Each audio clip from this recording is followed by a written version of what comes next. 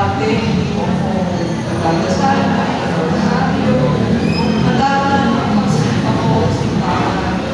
Kung nakakatawa ako sa tulikan, nagiging ng aral, share, and then, miracle works in our Lord. So, sabi ko, siguro if you pray ka, para magaling ito, simula nagpo ako sa rosary, pagsipa, naglalagay ng pagsipa na Sunday, and then nagpunin ko po sa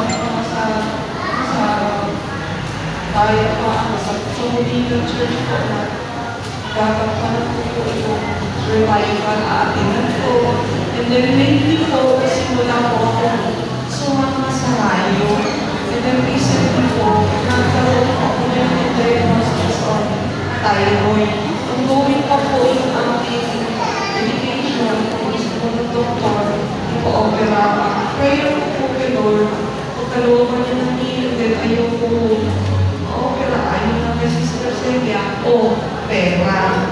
So yun ang problem ko kasi is because of the budget. So kung marinig ko ang Sister Celia last anniversary, pera mo pa ako sa Sister Celia.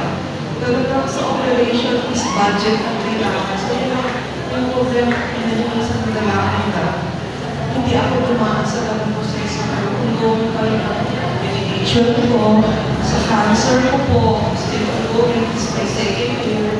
And then yung thyroid, I have to go on another check ng doktor. Pero gusto ko na talaga ng doktor is talaga to go on surgery. So I'm praying to God na hindi ako dumaan doon.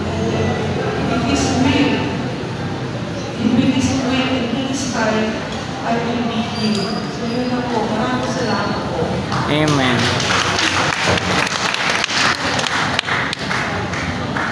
Dahil buti-buti ba ng Diyos? Amen. Na talagang sabi nga sa soldiers of Christ, ang cancer ay maliit-maliit lang yan sa Diyos na buhay. Kaya sabi nga, totoo po yung sinasabi nila